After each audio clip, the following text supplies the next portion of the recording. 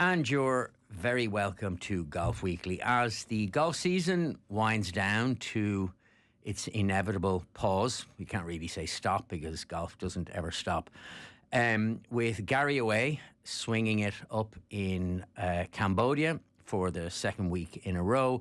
Just to let you know, he finished middle of the pack last week, so creditable enough. It was not bad. So it's just me, but I'm not really on my own because I'm joined in this very, very special edition of Golf Weekly by someone who has chronicled Irish golf with a depth, curiosity and longevity unmatched by anyone else. He filed his first report as a 19-year-old in 1960, covering a Monday morning playoff won by Christy O'Connor Sr. And it was a fitting opening chapter for someone who would go on to spend more than 6 decades charting the fortunes of Ireland's greatest players across 65 years. 65. And stints at the Evening Press, the Irish Independent, the Irish Times and the Sunday Independent. Dermot Gilleece has witnessed golf's evolution firsthand. His latest book, Chasing Ladybirds, How Irish Players Scaled Golf's Summit, is a look back at the history of golf from, say, the early decades of the 20th century, culminating in this wonderful sweep of the Open Championship by no less than 4 Irish golfers. Dermot joins me in studio. Very, very pleased to have you in. Dermot, I must say, it's a natural subject because maybe golf fans of a certain generation just assume that we've been immensely successful, and with the sole exception of Fred Daly, we really lived in barren times when it came to summiting the major mountain. Yes, Fionn, and thank you so much for your introduction. You've been very complimentary. I became fascinated with early Irish golf. I suppose when I was with the Irish Times particularly, I had a column there, Golfing Log, and it allowed me to delve a bit, and to indulge myself. And I looked back and was fascinated to a degree, by what players were able to achieve in pretty dire circumstances. But I just learned to love the whole thing, really, Fionn. I became fascinated by it, and it became very much my life. I mean, it seems that in order to write well about golf, or to write accurately about golf, I don't know, am I being naive, but that you need to love the game. Because golf is one of those weird things that you have to love it even when it's terrible, or even when it's cold and wet and the players you like aren't doing anything. Like, do you think, am I just being very simplistic and naive? I found it pretty easy, not because I had any particular talent. I'm one of these people who believes that you can do anything if you apply yourself to it. Golf was very welcoming.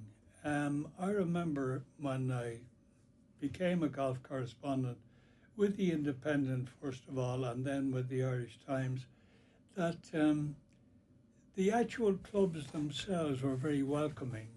I imagine they were clearly looking for publicity and stuff like that, but it was an easy game to get into, in that the players were very accessible. Unlike sport nowadays, everything was quite accessible, and you became a fairly important person to the players. They recognized that you were put there to publicize the game. From their perspective, you were there simply to do a job, I suppose, from my own perspective. But it was fairly easy, I thought.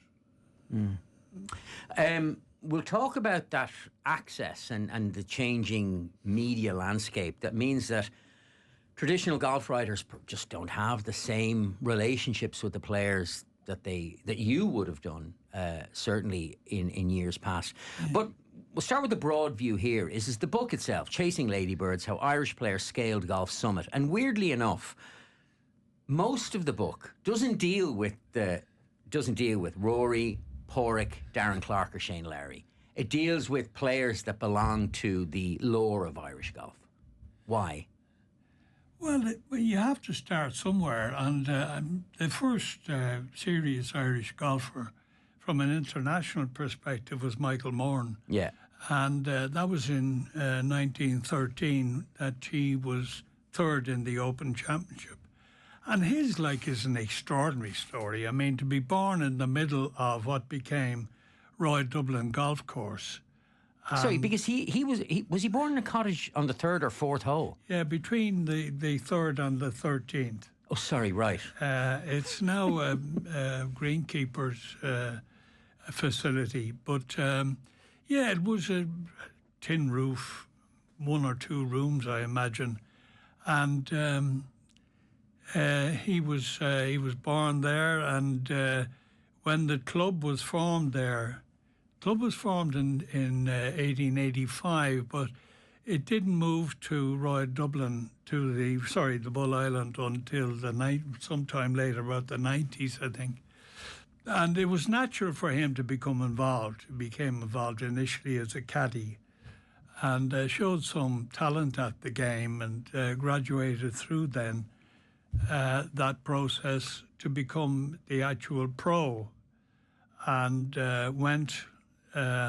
As a young man to the Open at Hoylake, Royal Liverpool, and remarkably finished third. He could have won it, and I don't say that lightly, because history tells us that he had a potentially disastrous 10 on the first hole of the third round. And recovered from that. He shot an 89 in that round, which wasn't all that high in those days. 80 was fairly common. But anyway, he revived to 74, I think, in the last round, and finished third. He got £12 and 10 shillings for his trouble. And as such became the first Irish player to win prize money at the Open. Sorry, the first ever? Ever, yeah, to win prize money. Now, it's interesting because Michael Moran is a name that would be unknown to most but the golfing aficionados or anyone who knows about the Moran Cup. Yeah. Which is named after him. And yeah. he suffered an untimely end. Yes, he was killed in 1918. He joined the British Army. He had joined the equivalent of what would have been then the FCA. We called it the FCA. It was a local force. So he had soldiering in his blood, shall we say.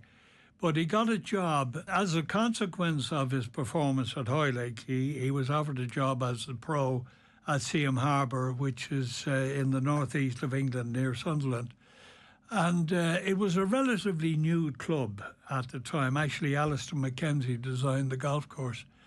And he went over there, and I suppose the atmosphere there in Britain, the First World War, as you know, happened in 1914, and I think he was swept along by patriotic fervour.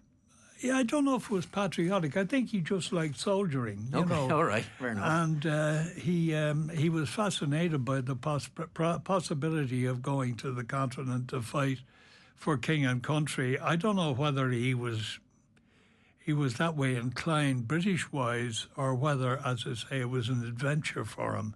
I suspect it was an adventure. Anyway, I think he became a lance corporal, and he was with the Irish Horse Regiment.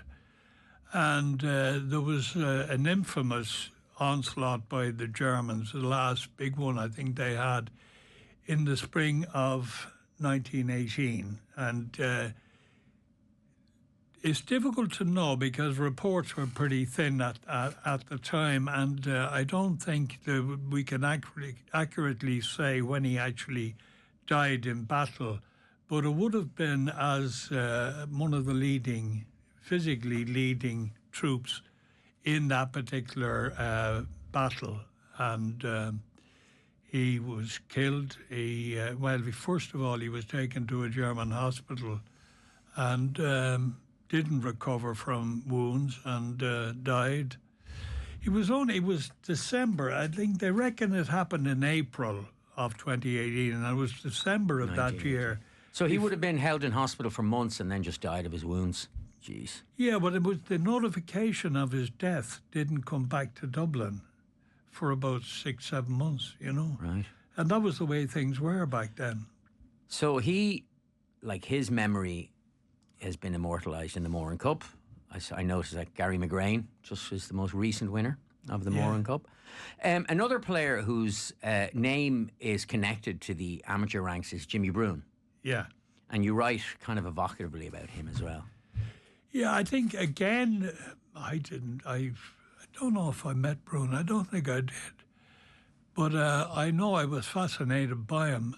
Joe Carr, I did Joe Carr's biography, and he was sort of a contemporary of Brune's to a degree. The latter part of Brune's career would have coincided with the emergence of Carr. But Carr told me a lot about Brune, and he was unquestionably a fascinating character.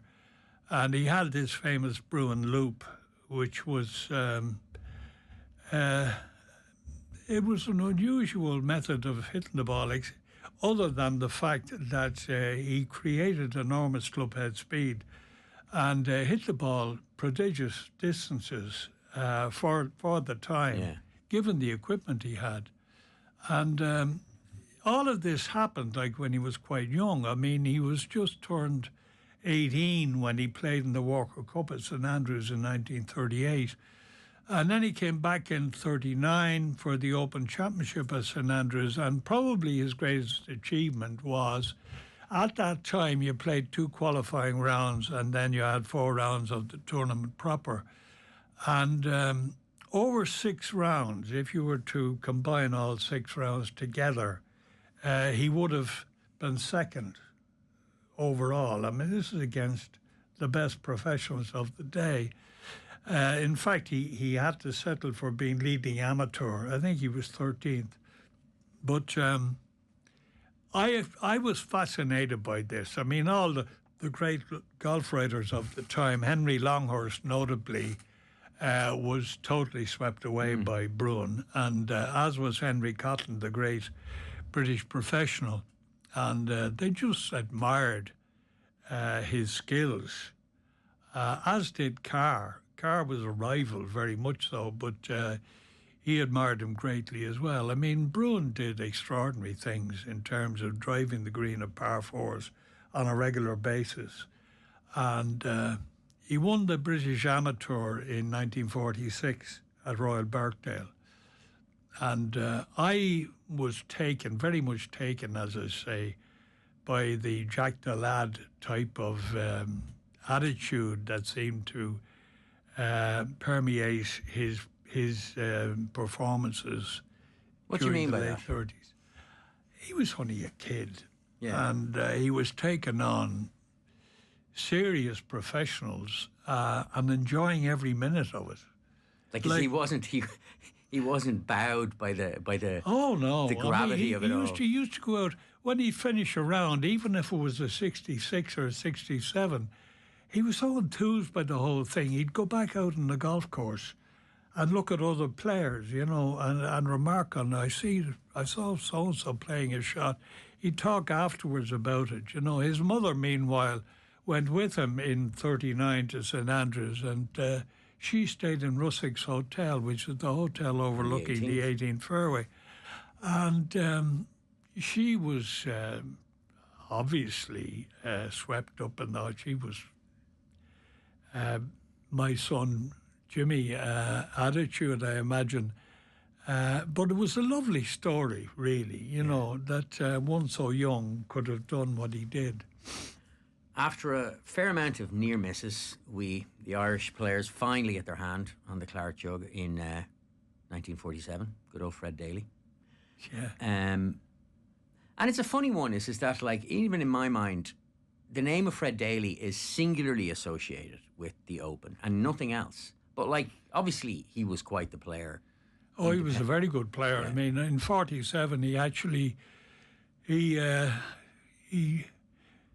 did a double, which was the match play championship, which was sponsored by the News of the World at the time. And I don't think that hadn't been done for 40 years or something like that, you know. And he was a leading Irishman in the Open for about 4 or 5 years in a row, you know. It wasn't a surprise. I mean, I remember Harry Bradshaw, who was a very close friend of his and a really good friend. Bradshaw told me that he made as much money out of Fred winning the Open in '47 as Fred did, because they backed him heavily. And he was very highly regarded by his contemporaries here.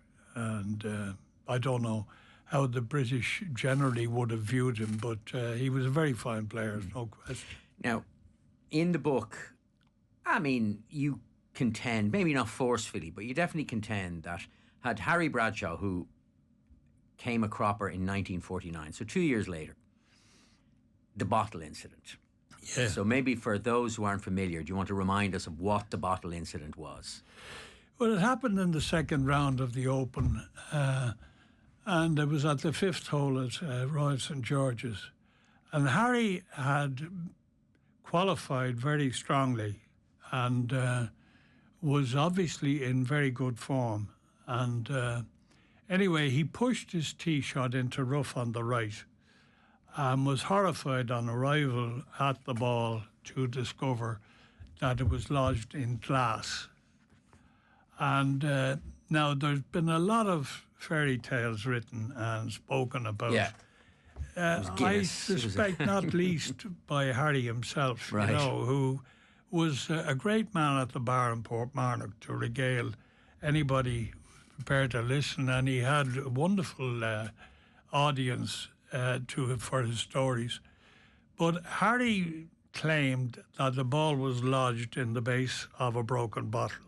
The neck of the bottle was turned upside down and stuck in the sand, and the ball was in the middle of that end. The greatest trick shot ever, maybe. And I tended to believe, listening to Harry and sort of reading between the lines, that the ball happened to land amid broken glass. Yeah. Presumably from a bottle that was left there. The real myth was created by the fact that when Harry came in after his round, having taken a sixth at the hole, a par 4, when he came in afterwards, he was met by journalists and photographers who asked him, and he probably volunteered because I don't think there was anybody with him other than his playing partners and caddies. Anyway, he told them all about this ball in the bottle tragedy that he had experienced, and a photographer from the Liverpool Evening Post thought this was potentially a great story, and he brought Harry to the back of the professional shop in Royal St George's, and they reenacted the scene from the fifth out on the golf course. In other words, I suppose, to gild the lily somewhat, they got a Guinness bottle and broke it, and stuck it in sand and put the ball into it, and Hardy stood peering down, looking into this horrific scene, quote unquote. And the photograph was taken, and it appeared in the paper, and I saw it for the first time in the history of Royal St George's, and it has since appeared in the history of Royal Portrush. Harry looking down into a broken bottle. Now, frankly, I don't think that happened, as I say. I believe, Fionn, that the ball finished up in glass. What happened then was that at the time, the general rule of golf at the time was that if a ball could be moved into a playable position with a golf club, that it was playable. So Harry took a 9-iron and turned his head away, closed his eyes, and had a smash at it. I moved it about 10 yards. The upshot of it was that he took a 6 at the hole. Now, it gained considerable, I suppose, notoriety, the incident, because of the fact that he was actually tied ultimately with Bobby Locke for the title. That's right. And then lost the playoff. In other words, people referred back to the second round. Had Harry taken a bogey even at that hole, he'd have won. But I don't think it's as simple as that, you know. Well, one of the, I mean, and correct me if I'm wrong, but you contend that were it not for that incident, that Bradshaw would have won the Open. I don't think I'd say that. Okay, so you don't think, because Bobby Locke took a 7. Now, I realise you went OB and then reloaded and all the rest. But and at the time, they had a 36-hole playoff because they finished level, or on level scores. And Locke destroyed him by 12 shots. Yeah. So, and I think that certainly because over the years, and I've heard the bottle story, and interestingly, I hadn't heard that they had recreated the shot. Yeah. To my mind, I always thought it was like, went into half a broken Guinness bottle. Yeah. And it was in England, and I was like, what a coincidence, the Irish player. Anyway, look, never let the truth get in the way of a good tale. But that was it. But my point being is that, like, the way I've always heard the story, and I've heard it from my aunts who were very serious golfers, was that Harry Bradshaw, he was the unluckiest of unlucky golfers. If it wasn't for that, sure, look, we would have had two Open winners in 3 years. Well, I think the unlucky part of it was created by the public in their ignorance. For instance, there was an assumption that if Bradshaw had sought a ruling, that he would have been permitted to drop the ball, a free drop, effectively. So he would have saved himself a couple of shots, but certainly one shot. But that wasn't the case. I mean, the rules at the time didn't permit him to do that. You also, and I thought this was a nice little, you also wrote that, like, unlike today where, referees are like literally, you click your fingers and one shows up. It's just that, like, he's on the 5th hole. Like, he could have been waiting 40 minutes before a ref would show up. There was nobody there. There was no one there. No. And so it's interesting is that he opted to go, look, let's just keep going, because, as we know, a golfer who spends forever waiting is only getting himself into all kinds of trouble. So, yeah, he reckoned he spent about 10 minutes with his partner talking about their options, his options. And the general rule of thumb in match play at that time, it didn't apply in stroke play because the rules were later changed, but the general rule of thumb was you play the ball as it lays. And Harry applied that. And I think he was right. The R&A, and I was very lucky to talk to John Glover, who was the rules secretary at the time, and he gave me the full facts. And the full facts tell me that Harry did the right thing and that he was simply unlucky in where the ball happened to land. I mean, in the review notes for the book, like, it notes that Irish golfing success has never been plain sailing.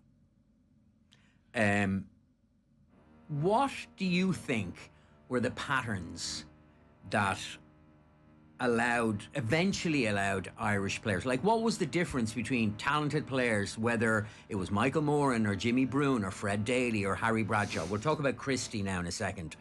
Maybe the greatest Irish player never to win, like, to reach the summits.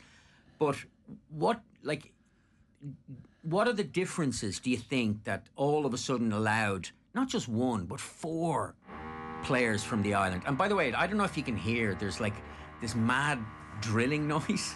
This to the audience is like, just to give you a peek behind the curtain. So we're in the studio that we're always in for Golf Weekly, but the entire building is being redone. So outside of what is meant to be a soundproof room is just like, I can hear this infernal drilling. So forgive us if it's interfering. Anyway, but like, what do you think are what is the pattern shift that allowed? Is it just a case of, like, our luck came in? Or do you think that there was some fundamental kind of pivot in the way Irish golf produced players, treated players, allowed players to flourish? I think the key to success in sport, in any sport, is self-belief. And we didn't have that until Padraig Harrington came along. That's an extraordinary, I've no doubt, a true thing to say, but it's nevertheless an extraordinary thing. Well, I'll give you, for Go on. instance, Yeah. a leading Irish player, and I won't name him because I wouldn't want to embarrass him, but I remember talking to this guy prior to the Open one particular year, and I asked him, looking forward to the Open. Oh, yeah, great championship, I love it. Hope to do well? Oh, yeah, top 10? Oh, that'd be good, yeah, there's loads of prize money there. Top 5? That'd be really doing well. And then I put it to him, I said, what about winning it? And he said, no, come on, he said, they're all here, Really? So They're he'd all already here. beaten himself before he hit the They're first all shot. here. David Flaherty was the only one who very openly said that he didn't have what it took. Sorry, he said about himself. He said about himself. He didn't have the necessary stuff. Now, it's amazing. Bob Rotella, who wrote the foreword. The foreword, yeah, and he's most enlightening. I mean, but Bob Rotella had the view that he called it contagion, that players learn from each other. Now, I thought it was fascinating. I remember Harrington telling me that when Michael Campbell won the US Open in 2005 at Pinehurst, Harrington said, I was really taken by that. And I said, why? Well, he said, I knocked the ball around in practice with Michael regularly over the last 4 or 5 years. And when he won in Pinehurst, I was beginning to, I did think to myself, I'm as good as he is. Why couldn't I do that? And lo and behold, Harrington won the Open 2 years later. Rotella maintains that players learn from each other, and it's you know yourself from golf, Fionn, that you see them together in golf courses, in the practice area, hitting golf balls, talking to each other, looking at what each other is doing, seeing if there's a different club that they haven't yet tried. Yeah. They're always on the lookout for something interesting. I'm just going to read from your book. This is a Tom Watson quote, which I think is talking about pressure. So it's not about wobbly knees and trembling hands. It's about making the correct decisions when you're getting wrong messages from a mind that's in turmoil. Only a player with an exceptionally strong mind will recognize those messages for what they are unless he has been in that position before. That seems to me, now, in a book that's full of fascinating insights, one of the truest things I've ever read about golf. So Watson, multiple major winner, one of the greatest players of all time. He's not saying he doesn't get wobbly knees or trembling hands. He doesn't say he doesn't have a mind in turmoil. He just knows how to allow that to exist while still letting the correct message filter through. Were we not, sophisticated is the wrong word, but did players of a previous generation, pre-Harrington, maybe didn't have access to that wisdom? No, they didn't really in that. I mean, Watson, for instance, he's playing with the top players in the world week in, week out on the PGA Tour. And then he plays in the majors, and he's basically playing against the same players, largely the same. Might be a few Europeans thrown in, but essentially the opposition is the same. So he knows. And Harrington said to me that I knew that I could play as well as the guys I was going out against. It was simply a matter of doing it when it really mattered. Now, that Watson quote, I was in Troon. That's from his win at Troon in the Open in 1982. And Des Smith finished fourth on that occasion. And Des told me, he said, I know why I didn't win. Des was actually tied for the lead at one point on the back nine. And he said, I didn't win because I didn't know how to win. And I said, what do you mean, Des? Well, he said, in the final 18 of a major championship, they do fairly tricky things with the pins. They stick them in places where they know it's going to be very difficult to attack or to get up and down from. And he said, I didn't understand this. And I went and I attacked the back nine. And instead of what I should have done was played for pars, instead I went for birdies. And he finished fourth. Watson, coming up the last, was 4 under, which he didn't think was going to be good enough. He reckoned that a par might get him into a playoff. A birdie would win it. But he said the pin was tucked inside the right-hand bunker. And he said, I knew if I went for the pin and didn't hit the shot correctly, I was going to finish in the bunker and my chances could go. So he said, I aimed for the middle of the green, in the realization that if I was going to birdie the hole, it would have to be with a 25-foot putt. And that's the way he played it.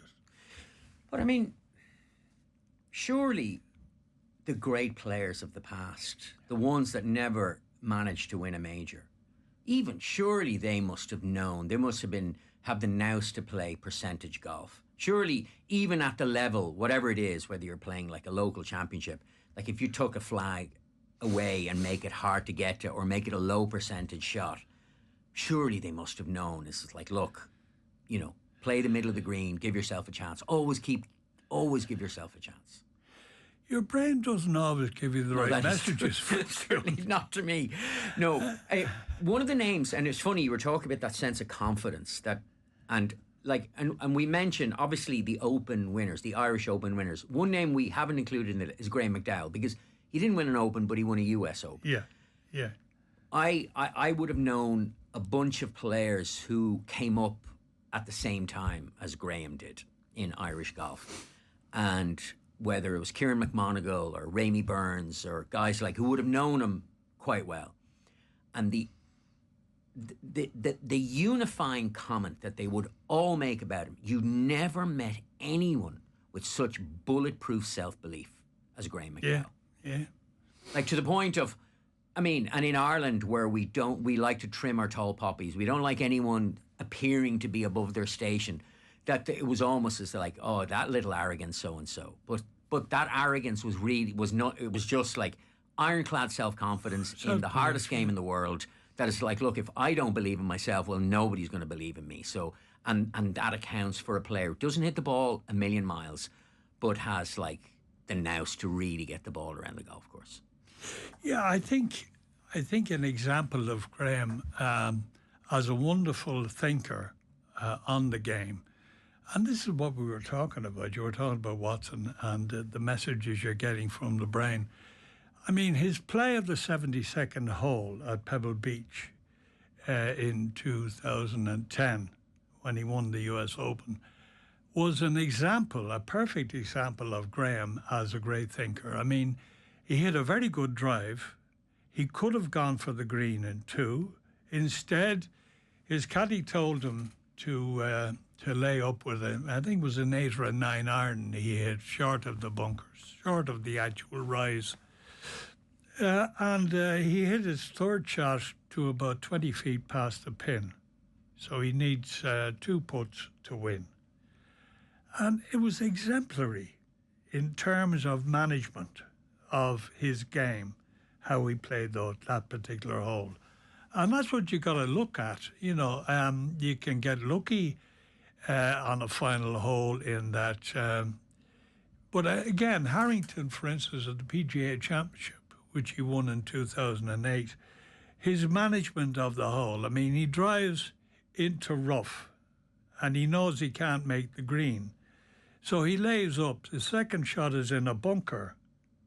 He's still not panicking. And he gets up and down from the bunker. It sinks about a 15-foot putt. But he had himself mentally adjusted to the idea, this is what I'm going to have to do to win. Is that the last part of Watson's thing? Only a player with an exceptionally strong mind will recognise those messages for what they are And then the key, unless he has been in that position before, Yeah. Harrington has already got 2 majors Yeah. in his locker. Absolutely. So he's approaching the PGA with an entirely different mental framework. Oh, yeah. I mean, he's definitely a lot more confident. Like when he won at Carnoustie, I mean, we all know what happened at the 18th. But I mean, that 6 at the 18th was probably the finest finishing 6 to win, potentially when he had to go into a playoff, that anybody has ever done. Well, was it a 46-yard pitch? Yeah, I think it was 48, yeah. Whatever. And then on a 5-foot putt. On a 5-foot putt. Yeah. I mean, his when the ball went 5 foot past, I mean, Ronan Flood, his caddy, was screaming, stop, stop, stop. He was hoping for a tap in. And suddenly he sees the ball going 5 feet past the hole, and Harrington can't see how far it is because he's looking at it from the wrong side. And Harrington's delighted with what he's done, and Ronan is panicking. He's saying, Christ, he still has to put from 5 feet to win. And Harrington topped it in, he said afterwards, as if it was nothing. It was only when he looked at the rerun on television that he realised what he'd done. Yeah.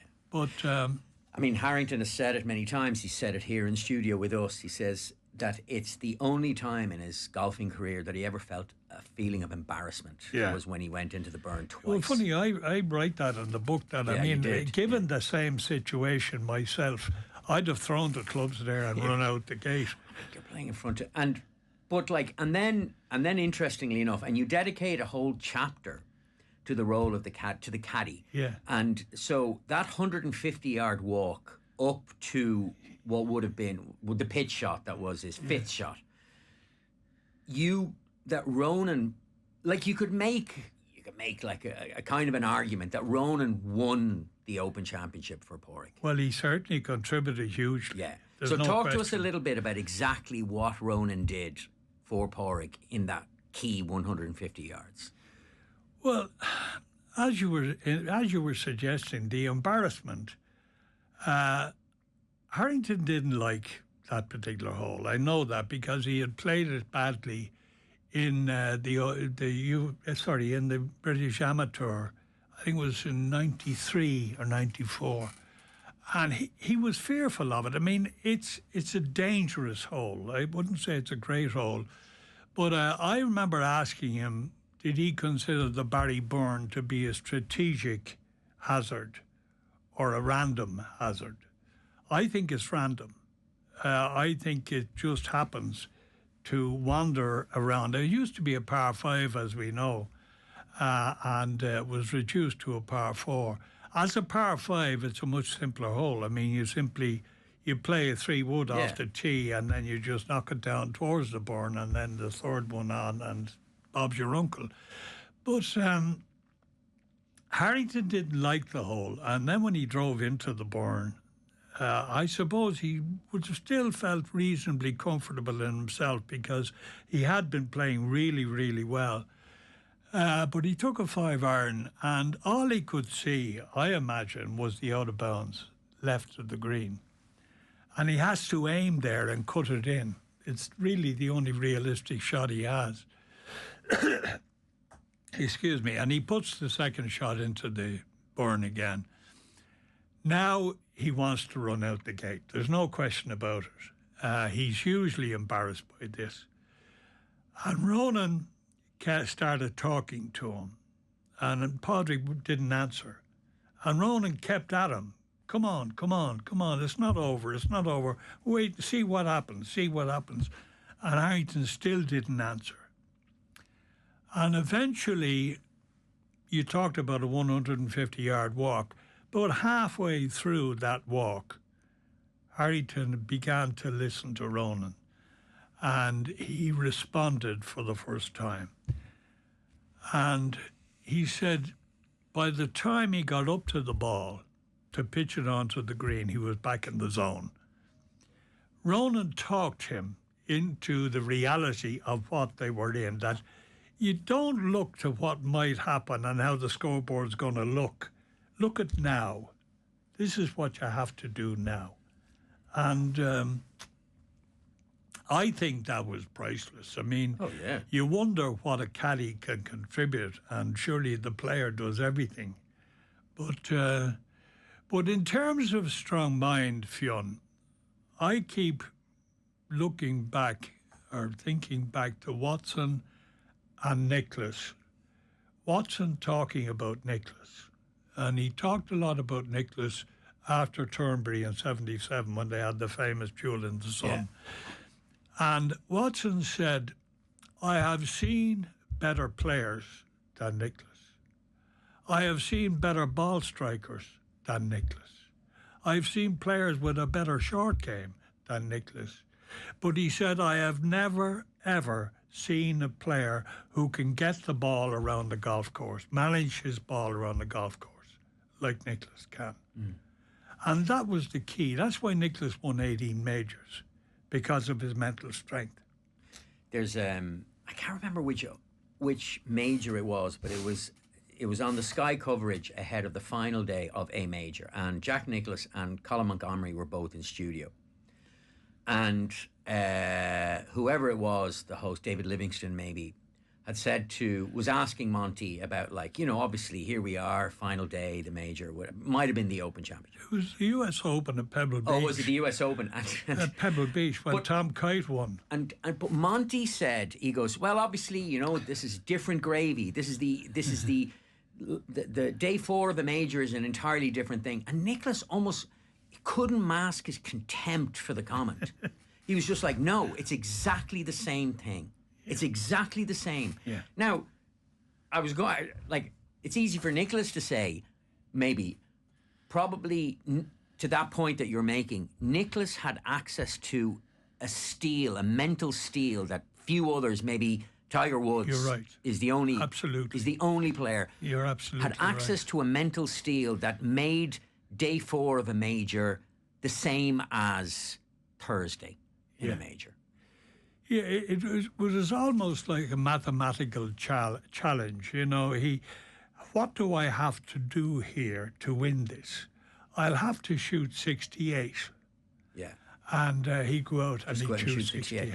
Because, and it brings me to the one, perhaps, and certainly not in the modern age, because obviously with Darren, Shane, Rory and Padraig, names who've done brilliant with the Open. But the Irish golfer that in the kind of could have been, and lots of people would say should have been, is Christie Senior.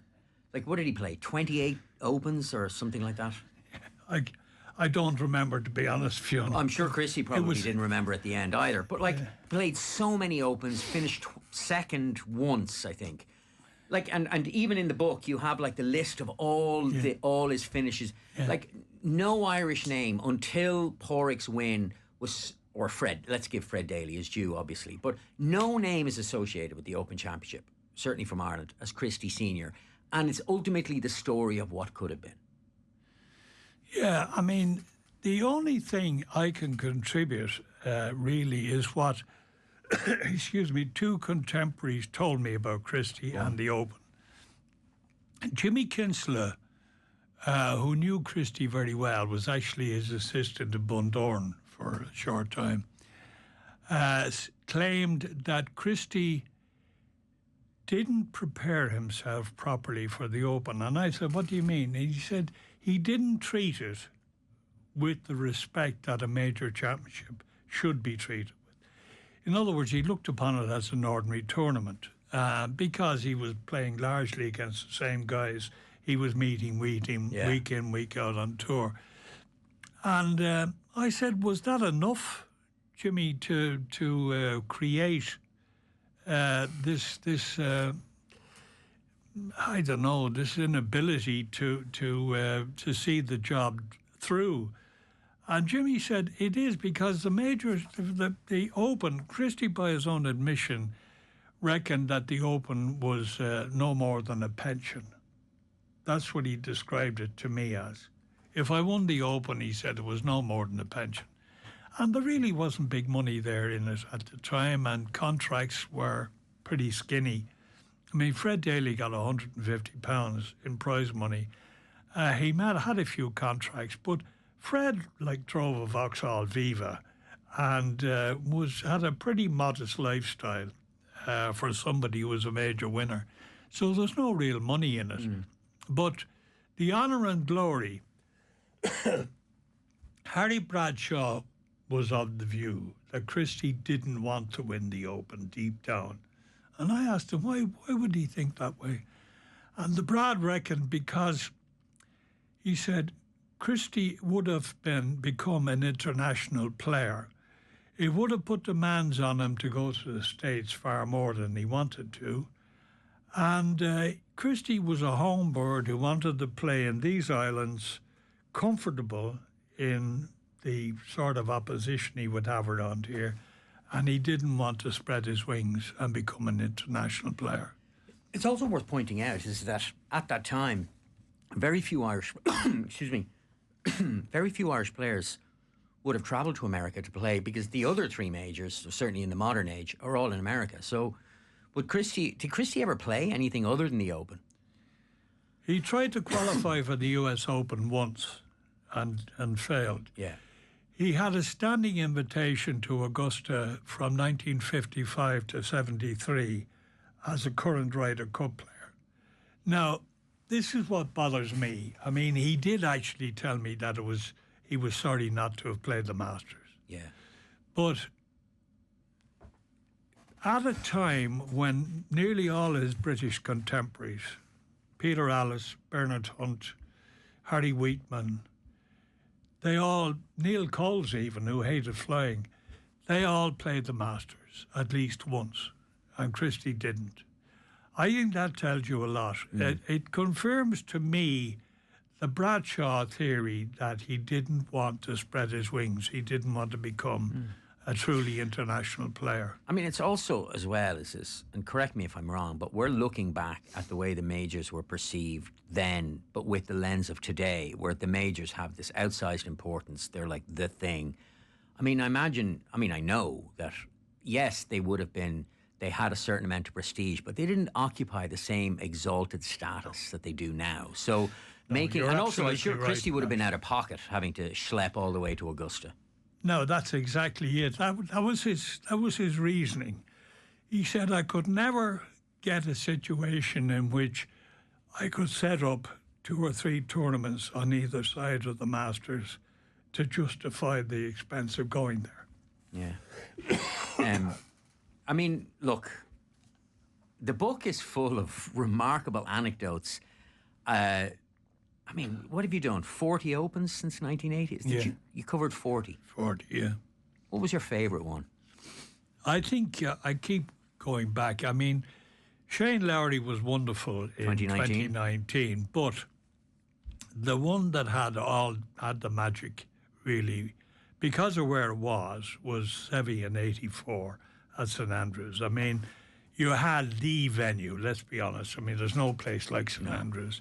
You had the winner, Seve. I mean, everybody loved Seve. And the weather was glorious.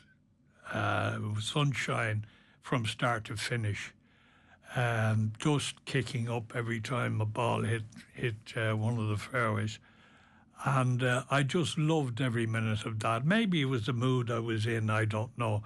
Funny, Michael Bonalic, and that was his first Open as Secretary of the RNA, had that as his favourite as well.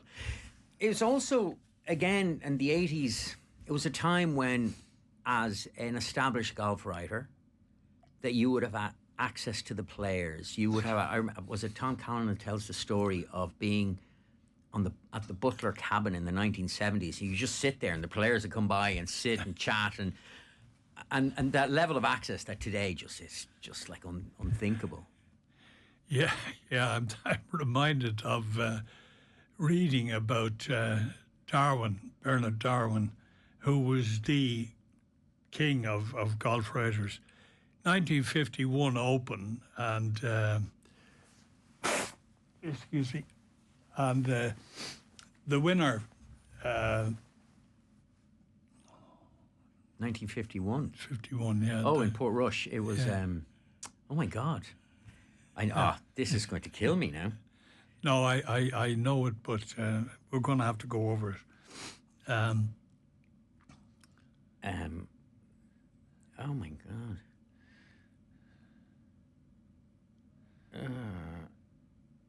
Was it one? Max Faulkner. Max Faulkner, yeah. I had to Google that. 1981, the Open at Royal Portrush, and Darwin was sitting down beside near the 18th when Max Faulkner emerged as the winner, which he was always going to because he was leading most of the way home. And Darwin turned to him and said, "Faulkner," he said, "sit down here," he said, "and I'll write about you." But I mean, and again, and this, this is not covered really in the book, but it's the different perception of the professional. The golf professional was little better than an ironmonger. Like compared to, it was still kind of the tail end of, the glorious amateur, and that somehow being a golf professional was somehow not quite as noteworthy as it is now. Yeah, well, I mean, Peter Thompson was probably the first touring professional. Well, Bobby Locke at around the same time. They were probably the first touring professionals as we know them today. But for the rest of them, I mean, they were club pros. Club pros who they finished the Open on a Friday with the third and fourth rounds played morning and afternoon, so that the pro would be back at his golf club at the weekend to look after his members. I mean, that's the way things were. You're right. Henry Cotton changed the image a bit. Like, I mean, driving a Rolls Royce, and any time there was a problem in access to a golf club, he had his Batman lay out a meal for him, in front of the roller in the car park of the club, to embarrass them. Peter Allis tells an interesting story, and Allis had an extraordinary command of the English language for somebody who was largely uneducated. I mean, he told me that as a 14-year-old, he went to a private school up to the age of 14. And then he went to work with his father in his father's pro shop. And he said he learned how to write and how to speak from sitting in the pro shop, listening to the golf club members come in and talk to his father. And he said most of them were professional people and they spoke the language as it should be spoken. And he listened and he learned. But in 1953, Alice played the Ryder Cup for the first time. And prior to that, he was the pro, and the committee had a meeting, and they said to him, if you become a Ryder Cup member of the team, we will allow you to come in the main door into the clubhouse. And it was a serious committee decision. And he duly became a Ryder Cup player, and they didn't let him in the front door. And he had to remind them of what they had passed at committee level. And they said, we're very sorry, Peter. Of course you come in. Dermot, time is against us, but I have a couple of questions. One, so there's excited talk about Portmarnock hosting an Open Championship at some point in the 2030s. And I had never heard of this before, but you draw an interesting parallel about the debate on whether Portmarnock in the Republic of Ireland should host the Open Championship, which should be played in the United Kingdom, according to some, but also with a similar debate over, was it the hosting of the British Amateur in 1949? So was it the year that Johnny Costello declared an Irish Republic? And there was a debate, so, the old, everything's changed and everything remains the same. What was the main thrust of the argument in 1949? Oh, the thrust of the argument was very simple. I mean, we were part of the British Commonwealth before Costello... Who was a member of Portmarnock, by the way. Wasn't he? Yeah. He decided in... actually, he went on a trip to Canada in October 48. and he made the decision then, and it was an impromptu decision. But anyway, it was ratified in law the following April. Now, prior to that, I mean, the king, the British king, was our head of state. And we were part of the British Commonwealth. We were a free state within the Commonwealth. But there